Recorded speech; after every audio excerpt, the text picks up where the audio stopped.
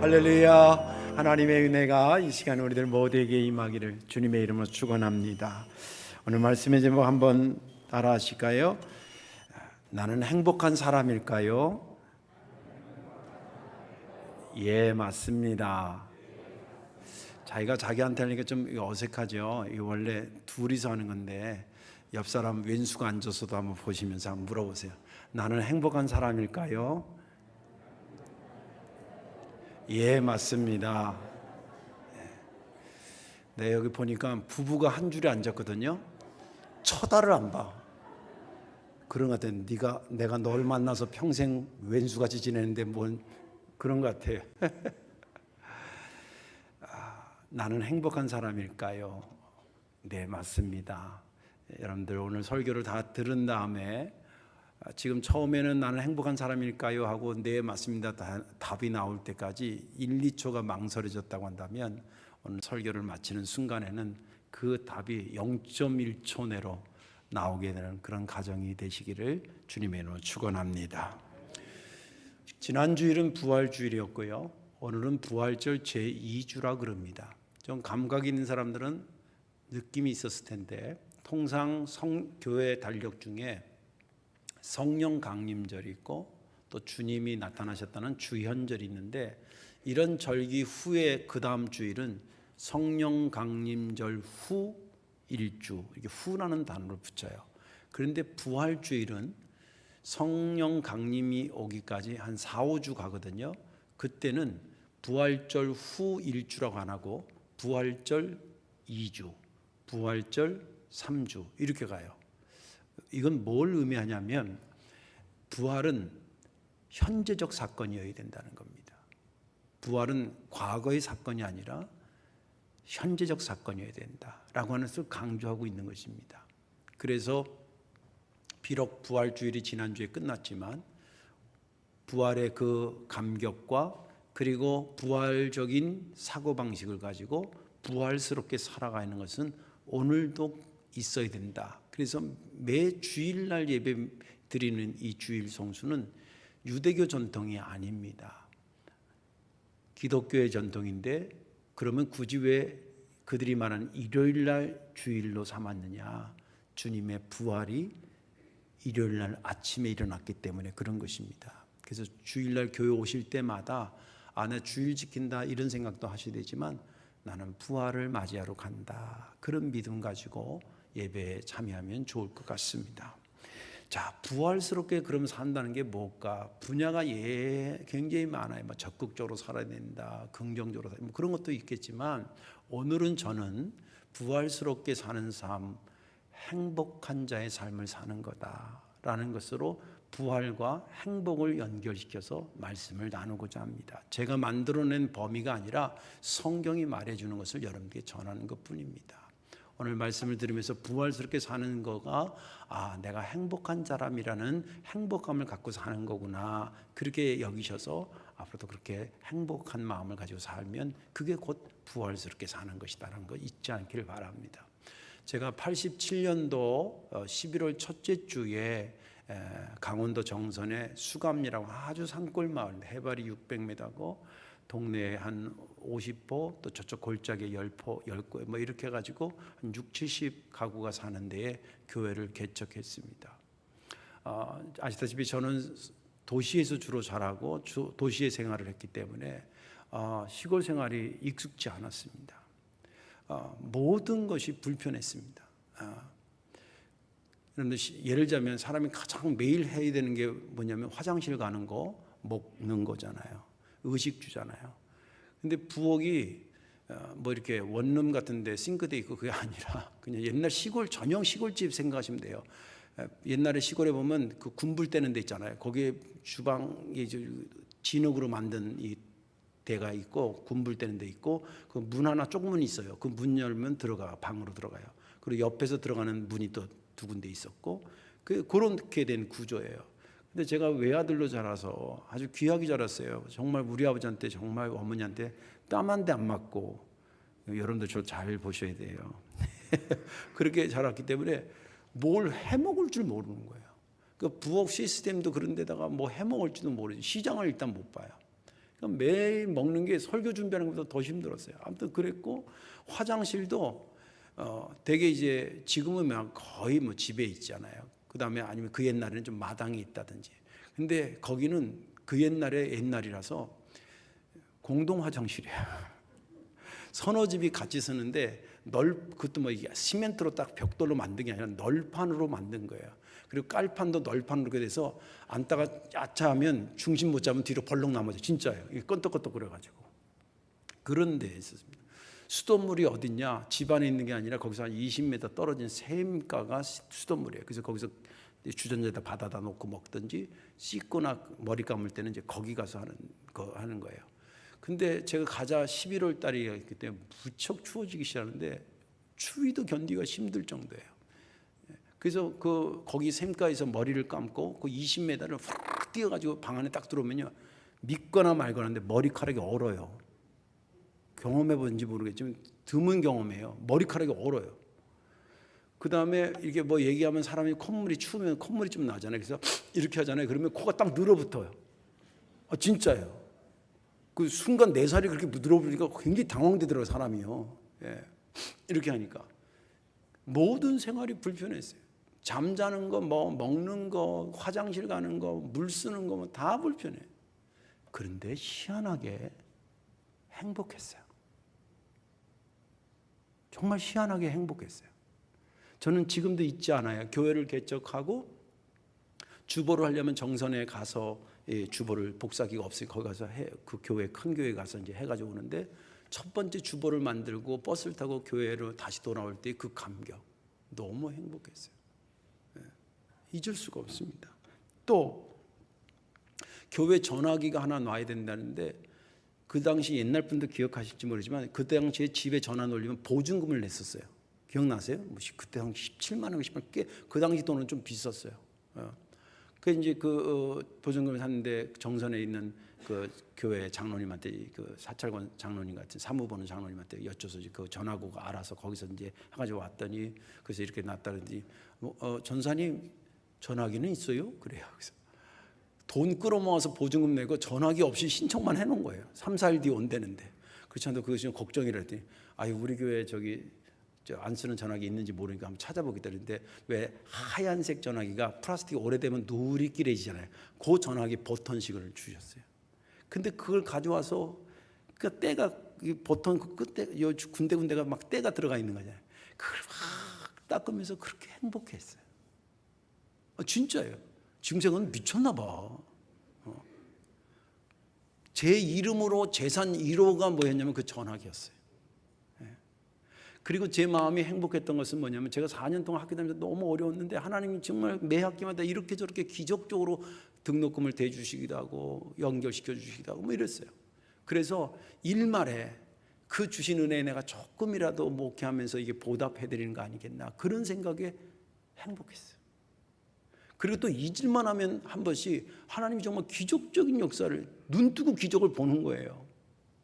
아픈 집에 가서 기도하면 낫는다든지, 생각지도 않은 사람이 막 쌀 갖다 놓고 누군지도 몰래 아직도 그때 80kg를 교회에다 갖다 주고 왔는데 이름도 안 밝히고 그런 역사라든지 이런 게 많았어요. 그때 느낌이 뭐냐면, 아무개야, 네가 혼자 가 있는 것 같아도 너 혼자 있는 게 아니야. 내가 너와 함께 하지. 그런 거를 순간순간 느끼게 하셨어요. 그래서 너무 행복했어요. 그때 깨달은 게 있어요. 삶이 불편하다고 행복을 못 느끼는 것도 아니고, 삶이 편해졌다고 모든 사람들이 행복을 느끼는 것이 아니구나. 그 중심에 누구와 함께 있느냐, 하나님하고 함께 있느냐 그렇지 않느냐가 행복을 가르는 기점이구나 라고 하는 것을 깨달았습니다. 여러분들은 행복하십니까?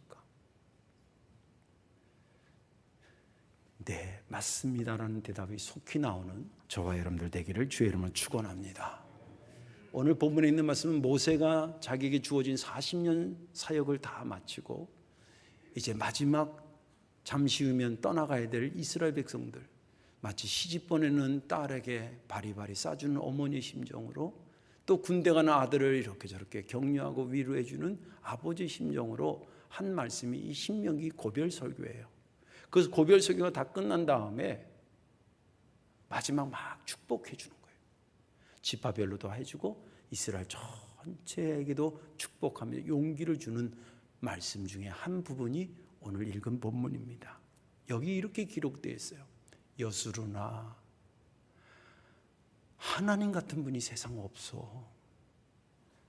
그 하나님이 말이야, 너희들이 뭘 필요하다면 하늘 구름을 타고 와서라도 도와주시는 분이야. 하늘의 역사를 이루어서도 너를 도와주시는 분이야.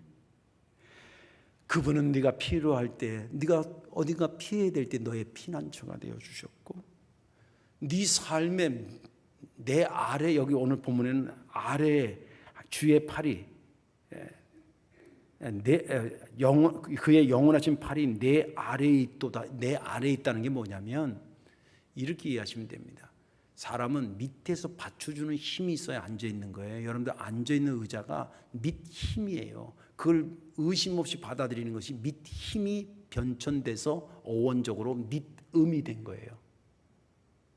하나님이 내 인생의 받침대가 되신다라고 하는 믿음을 하는데, 그 손이 누구한테 되냐면 내 삶의 밑에 아래 와서 너를 받쳐주기 때문에 너로 하여금 나가서 승리케 하게 하신다는 거예요. 그리고 그 마침내 내가 약속한 땅에 너희들로 하여금 들어가고, 거기는 풍요로운 것이고 거기서 너에게 풍족하게 하나님이 은혜를 주실 거라는 겁니다. 그러면서 하는 말이, 이스라엘아, 너처럼 행복한 사람이 어디 있니? 내가 아무리 봐도 너처럼 하나님의 많은 구원의 손길을 받은 민족이 없어. 앞으로도 그분이 너의 영원한 칼이 되시고 영원한 방패가 되어서 너로 하여금 이겨 승리하며 그것서 하나님을 영화롭게 하는 사람들로 만들어 주실 거야. 여기까지가 본문의 말씀입니다. 저는 지난주에 이 본문을 보면서 29절을 깊이 생각했습니다. 이스라엘이여, 너는 행복한 사람이로다. 여호와의 구원을 너같이 얻은 백성이 누구냐? 그는 너를 돕는 방패시요 내 영광의 칼이시로다. 내 대적이 내게 복종하라니 내가 그들의 높은 것을 밟으리로다. 이 말씀이 크게 두 가지 관점에서 은혜가 되는데, 하나는 그렇구나, 이스라엘 백성들을 하나님 저렇게 사랑하셨구나. 사실은 광야에서 40년 하는 동안에 이스라엘이 박수 받을 짓만 한 게 아니었거든요. 그럼에도 불구하고 그들을 끝까지 사랑하신 하나님, 그리고 그게 은혜가 됐고, 또 한 번 깊이 생각해 보니까 이스라엘만 그렇게 많은 하나님의 도움의 손길, 구원의 손길을 받은 게 아니라 나도 받았더라고요. 그래서 은혜가 됐어요. 그러면서 좀 더 생각해, 우리 성도들도 그런 것을 받았지 않겠는가, 그런 생각이 들면서 이 말씀을 한번 나눠야 되겠다, 그런 생각이 들었습니다. 오늘 말씀에 저와 여러분들 은혜 받으시고, 나는 불행한 자가 아니라 나는 행복한 사람이야 라는 확신이 더 굳어지기를 주님의 이름으로 축원합니다.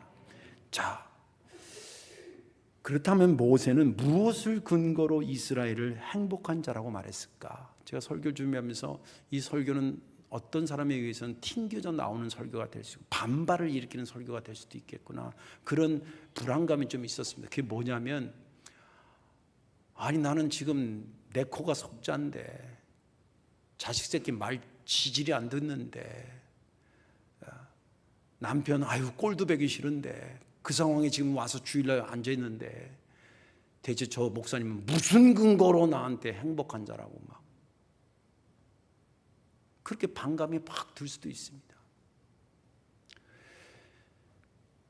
오늘 모세는 다 대체 무슨 근거로 이스라엘 백성들한테 손마다 다 뭐 금덩어리 하나씩 다 주면서 받으니까 어떻게 기분 좋지? 행복하지? 그런 것도 아니면서 말이죠. 무슨 근거로 그들에게 당신은 행복한 사람이라고 아주 담대하게 그렇게 말할 수 있어요. 무슨 근거로 그렇게 말했을까라고 하는 것입니다. 저도 그 근거를 가지고 여러분들에게 우리는 행복한 사람이라고 말하는 것입니다. 그 첫 번째 근거는 뭐냐면, 너를 위하시는 하나님이 내 곁에 계신다는 것이었습니다. 너를 위하시는 하나님이 저기 딴 데 가 계시는 것이 아니라 너의 곁에 계신다라고 하는 것이 근거가 돼서 너는 행복한 사람이라고 말했던 것입니다. 성경은 하나님에 대해서 여러 방면에서 하나님을 소개합니다. 왜냐하면 창조적인 관점에서 하나님을 소개할 때는 하나님은 창조주 하나님입니다. 그리고 그분의 이름은 여호와다. 여호와라는 게 창조신학에서 굉장히 중요한 개념입니다. 우리는 다 누구에 의해서 태어나지만 하나님은 스스로 있는 자예요. 그래서 창조가 가능한 뭐 이런 거라든지, 그다음 치유적 관점에서 하나님이 못 고치는 사람이고 심지어 죽은 자도 살리시고 마른 뼈도 살리시는 그런 치유의 하나님이라는 말씀을 가지고 여호와 라파의 하나님이라고 소개하고 있고, 그리고 능력적 관점에서 전지전능하시다. 그래서 모든 것을 가능케 하시는 하나님입니다. 엘로힘의 하나님이라고 고백하기도 합니다. 구원적 관점에서는 하나님 구원자다라는 의미에서 그것을 구체적으로 보여준 사건이 메시아를 이 땅에, 예수님을 이 땅에 보내신 사건이 하나님은 구원자라는 것을 나타내는 결정적 사건입니다. 또 성경은 하나님은 존재론적으로 그분을 증거하고 있는데, 하나님은 무소부지하신 하나님, 여기 성덕에서 예배드리는 동시에 아프리카에도 계시고 동시에 동남아시아에도 계시고 아픈 자의 심령 속에도 계시는 하나님, 그렇게 표현하기도 합니다. 그런데 오늘 본문은 어떤 하나님을 소개하고 있냐면 하나님의 백성에게 올인하시면서 그들을 돕는 하나님을 소개하고 있습니다. 이스라엘 백성들에게 그들을 돕기 위해서 올인하는 거예요. 집중해서 그들을 돕는 하나님을 성경은 소개하고 있다는 겁니다.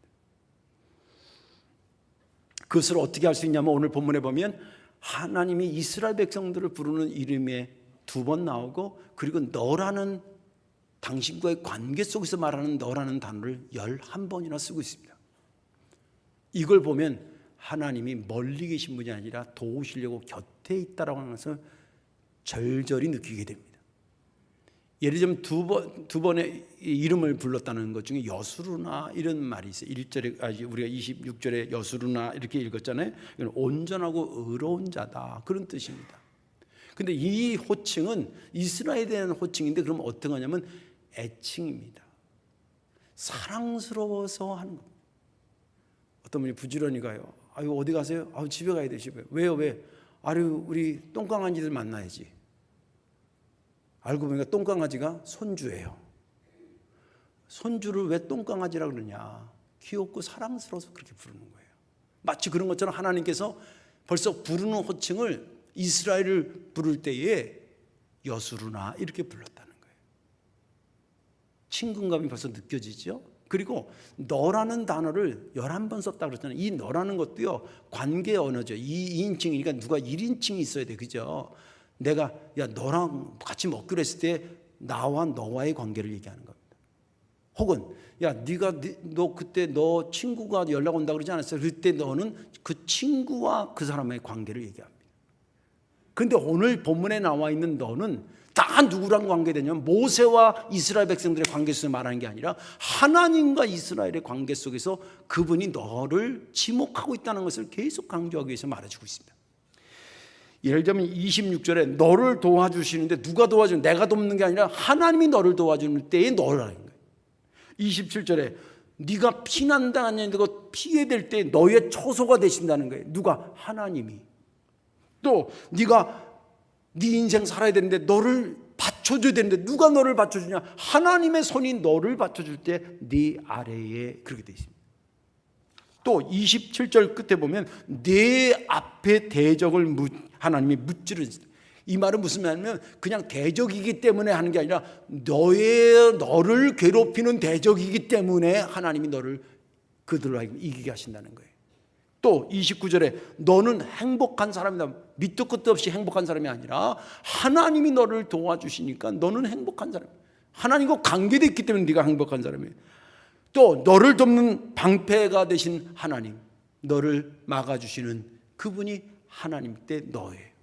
또 너의 나가서 승리하려면 영광의 칼이 있어야 되는데 그 칼이 되어주시는 하나님, 너의 칼이 되어주시는 하나님, 너로 하여금 이겨 승리하게 하시는 하나님.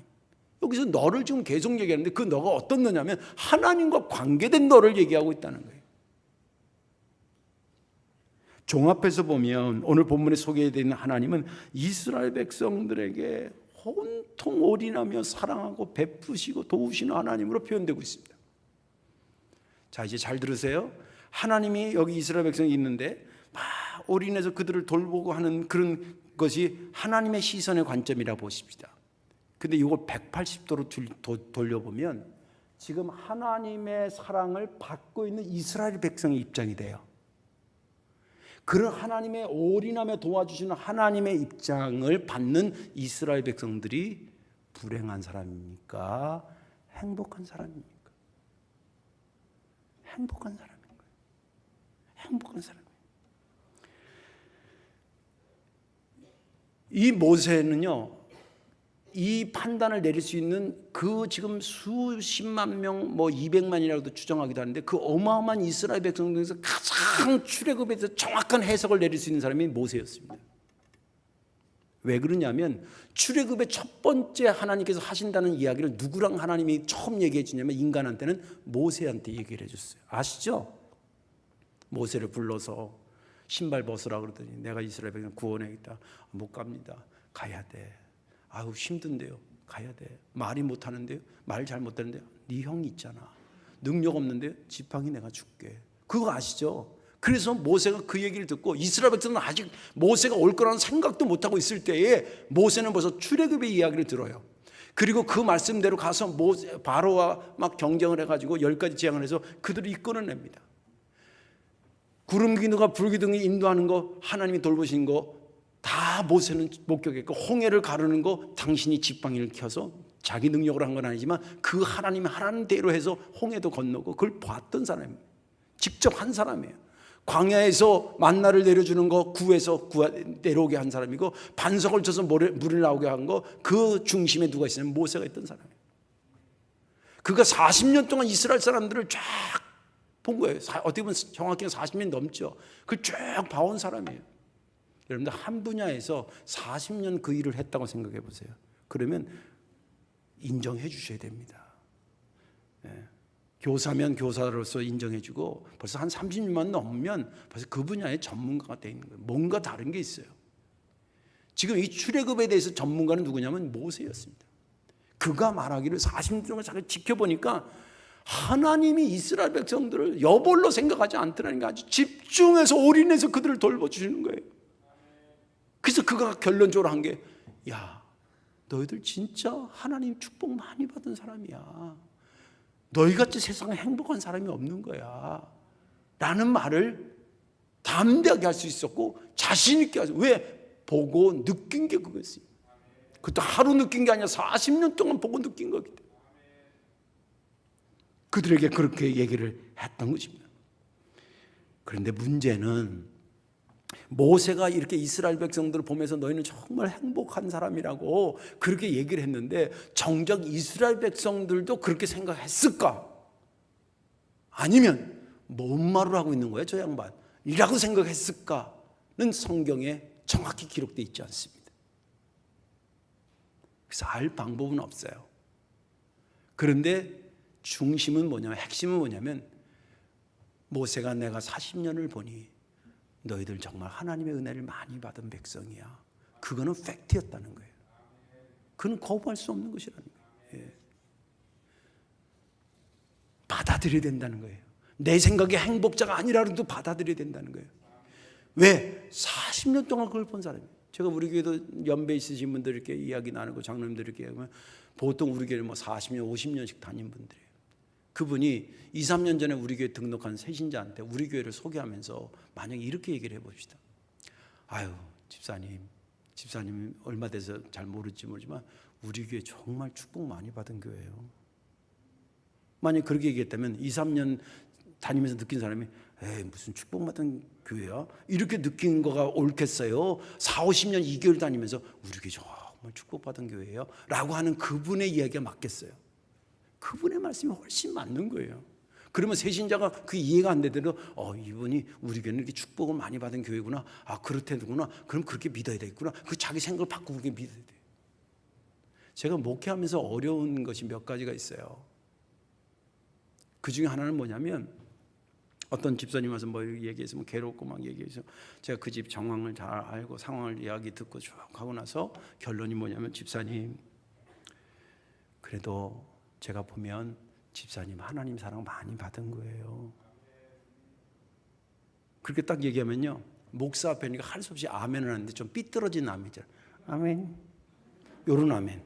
표정은 아주 동의를 하기는 조금 버겁다는 듯이 아멘. 아주 이런 거 보면 내가 환장하겠어. 제가 사탕발림으로 그거 뭐 하는 게 아니에요. 제가 이렇게 봐도 그분이 못 보는 그분의 하나님 임한 은혜를 내가 보거든요. 모세도 그랬던 거예요. 내가 보니 세상 너희들 같이 그렇게 하나님의 많은 구원을 받은 민족이 없어. 그거는 그랬던 거예요, 사실.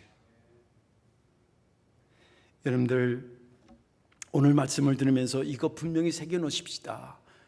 상황에 너무 눈 팔리지 말고요, 하나님 날 사랑하신다. 그래서 항상 그분의 눈과 손은 나를 향하고 있다. 그러게 나는 참 행복한 사람이구나 라고 하는 것 마음에 새겨놓으시면 항상 행복한 자로 이 땅을 살아가게 되고 부활스럽게 살아가게 될 줄로 믿습니다. 그런 근거로 말했던 거예요. 마지막 하나는 어떤 근거냐면, 모세는 무엇을 근거로 이스라엘 백성들이 행복하다고 말했냐면, 너를 위하시는 하나님이 앞으로도 계속 도우신다는 근거를 가지고 그를 행복한 자라고 말했습니다. 이 모세가 지금 설교하고 있는 이 입장이 시간적으로 말하자면 이런 겁니다. 40년 동안 주어진 사역을 잘 마쳤어요, 무음하게. 그리고 오늘 어떻게 보면 은퇴식을 하는 거예요. 우리 최강령 목사님 사역하시고 은퇴하는 거, 또 저도 설교하면서 저도 한번 생각해 봤어요. 제가 여기 와서 한 20년 목회를 하는데 20년 목회하고 지금 요게 은퇴식 제가 설교를 한다고 생각해 봤어요. 그리고 다음 주부터는 새로운 목사님이 오셔서 그분과 함께 또 새롭게 출발해야 되는 그런 시점이라고 생각해 보세요. 그러니까 모세가 서 있는 자리는 40년 동안 사역을 과거적으로 다 마치고 지금 은퇴식을 하고, 내일이면 아쉽지만 그들과 헤어져서 이제 여호수아를 지도자로 삼아서 이스라엘 백성들이 가나안에 가고 자기는 못 가는 그런 상황에서 설교를 하는 거예요. 그렇다고 한다면 모세가 어디다 초점을 맞추겠어요? 과거에 맞추겠어요? 오늘에 맞추겠어요? 들어가야 될 미래에 맞추겠어요? 저는 10중 8구 미래에 맞추고 설교를 했으리라고 믿어요. 오늘 여기 본문에도 보면 그가 그동안 하나님이 돌봐주셨다는 얘기를 쭉 하면서 결국 이 얘기를 뭐 하냐면, 지금 미래를 요단강 건너서 미래를 향해 가야 될 너희들에게 담대함을 확실하게 주기 위해서 하는 말들이에요. 27절에도 보면 하나님이 내 앞에서 대적을 쫓으시며, 이 말은 뭐예요? 과거적 시제가 아니라 앞에서 쫓으면서 간다는 얘기는 뭐예요? 미래적 의미예요. 그렇죠? 28절에 이스라엘이 완전히 거하며 야곱의 샘은 곡식과 새 포도주의 땅에 홀로 있나니 곧 그의 하늘이 이슬을 내리는 곳이라. 이거 지금 광야를 말하는 게 아니라 들어가야 될 약속의 땅을 말하는 거예요, 가나안 땅을. 그리고 29절에 하나님은 너의 방패요 영광이 칼이시니 내 대적이 내게 복종하리니 내가 그들의 높은 것을 밟으리로다. 시간적으로 will, 그렇게 될 거라는 미래적 시제로 기록하고 있어요, 성경에. 지금 27절부터 28절에서 29절은 시간적으로는 과거 비중이 아니라 미래에다가 비중을 두고 말하고 있고, 장소적으로는 광야를 비중으로 두지 않고 들어가야 될 약속의 땅을 비중을 두고 있고, 돌보시는 관점에 돌보셨던 것을 얘기하는 게 아니라 돌보실 것을 기준으로 두고 말하고 있습니다. 자, 생각해 보세요. 그동안 하나님께서 과거적으로 그들을 돌봐주신 것만 해도 행복하고도 남아. 29절 보세요. 이스라엘아 너는 행복한 사람이로다. 여호와의 구원을 너같이 얻은 백성이 누구냐. 이건 또 현재 완료형으로 돼 있어요. 그죠? 여태까지 받은 은혜 구원의 손길만 보더라도 너처럼 세상 행복한 사람이 없다는 거예요. 그런데 모세의 축복은 거기서 끝나지 않습니다. 왜? 그 나머지 것도 보고 있었기 때문에. 그 나머지 본 게 뭐냐면 거기에 플러스해서 네가 가나안 땅에 들어가는데 거기서도 하나님이 앞장서 가시고 그들을 이기게 하시고 거기에 너로 정착해서 풍요케 하시고 하나님의 백성으로 거기에 살 것을 하나님께서 열어가시고 역사하실 것을 내가 보기 때문에 그걸 포함해서 너에게 말하는 것이라는 거예요. 모세가 선포했던 미래에 대한 이야기는 그냥 사설로 끝난 거냐? 아닙니다. 성경은 그대로 예언된 대로 성취되었음을 여호수아 이후에 계속 말해주고 있습니다. 예수님께서 미래에 대해서 불안해하는 제자들에게 미래에 대해서 내가 너에게 돕고 너를 떠나지 않는다는 이야기들을 여러 곳에서 얘기합니다. 이르자면 내가 세상 끝날까지 너와 함께 있으리라. 마태복음에 있는 말씀이라더니 요한복음의 14장에 내가 너희를 고아와 같이 버려두지 않고 다시 너희에게로 오리라. 이런 말씀입니다. 미래에 오늘까지만 하나님의 도우심이 아니라 미래에도 그분의 도우심이 너와 함께 할 거라는 것을 근거로 해서 모세는 그들을 행복한 사람이라고 말했던 것입니다. 그런 관점으로 여러분들의 자녀를 물끄러미 바라보십시오. 여러분들의 자녀들을 돌볼 수 있는 게 사랑이 많다고 아무리 열심히 도와줬다고 그래봐야 인간 70여 강건하면 80이면 더 이상 우리가 돌봐줄래야 돌봐주지 않습니다. 돌봐줄 수도 없습니다. 그들은 내가 이 세상을 떠난 이후에 계속 살아야 되는데 누가 그와 함께 하겠냐는 거예요. 하나님이 나와 함께 하셨던 것처럼, 우리 아버지가 떠났는데도 나와 함께 하셨던 것처럼 내가 떠난 후에도 우리 아들과 함께 하실 하나님을 바라보면 그들이 참 행복한 사람을 보여요. 이제 말씀을 정리하고자 합니다. 모든 설교도 여러분 그렇게 들어야 되지만 오늘은 특별히 오늘 이 설교는 심리학적으로 들으면 안 됩니다. 심리학적으로 듣지 말라는 말은 무슨 말이냐면 행복하다라고 하는 거가요, 이게 일반 명사, 일반 단어잖아요. 그러니까 예수 안 믿는 사람도 행복하다고 얘기해요. 여러분 텔레비 같은 거 보면 뭐 높은 산에 막 올라왔어요. 헐떡거리면서 요새 기분이 어떠세요? 참 행복합니다. 대부분 행복하다 할 때 자기가 뭔가 하려고 했던 게 성취됐을 때 느끼는 감동을 되게 행복하다 그래요. 그리고 경제적으로 어렵다고 경제적으로 좀 두둑해졌을 때 행복하다 그래요. 그리고 두 내외가 어선도선 나이가 들었지만 건강하게 회로하고 있는 거 행복하다 그래요. 저는 그게 불행하다고 보지 않아요. 저도 마찬가지로 행복하다고 봐요. 그런 축복을 위해서 제가 기도하기도 하고. 그런데 행복의 기준을 그렇게 심리적으로 이해하면 안 된다는 거예요. 오늘 설교는 그 사람들이 그런 걸 통해서 행복한 것이나 나는 하나님에 있어서 행복한 것이나 그게 그거구나 이렇게 생각하면 안 된다는 거예요. 이들이 생각했던 행복에 단점이 있어요. 그 단점은 뭐냐면 그 충족 조건이 뒤바뀌게 되면 행복하다고 어제까지 얘기했는데 그 말이 금방 불행하다로 바뀌어요. 하고 싶은 일이 어저께는 잘 됐는데 오늘 성취하는데 안 됐어. 스트레스 받아. 불행하다는 거지요. 예. 작년까지는 수입이 괜찮은데 올해 수입이 줄었어. 쓸 거 많은데 마음이 착잡해요. 불행했다는 거죠. 그렇게 노인들에서 둘이 회로했는데 갑자기 남편이 돌아가셨어. 며칠 전까지 같이 살았는데 그럴 수 있잖아요. 그럼 막 허전함과 막 이 깔리는 뭐 이런 거 있잖아요. 마음이 이래가지고 행복하다는 단어가 잊어버려. 그런 행복이 아니라가 아니라 그 행복에 한계가 있다는 거예요. 그럼 목사님 상황이 막 널뛰게 하고 그래도 꾸준히 내가 행복할 수 있는 그런 행복을 주는 것이 있습니까? 오늘 본문의 말씀이 있다는 얘기예요. 오늘 본문의 말씀이 있다는 거예요. 그게 뭐냐? 사람들은 때가 되면 다 떠나가게 돼 있습니다. 모든 것은 다 떠나가게 돼 있습니다. 그게 인생입니다. 그러나 영원히 나를 떠나지 않는 분이 하나님이신 겁니다. 그분이 이 땅일 뿐만이 아니라 아까 말한 것처럼 모세가 더 이상 가지 못하는데 이스라엘 백성이 이어졌다는 것은 그의 삶은 이 땅에서 그것으로 끝나는 겁니다. 그런데 그 다음 펼쳐진 것을 하나님이 인도해 가시는 겁니다. 그 하나님이 모세가 봤던 하나님이라는 거예요.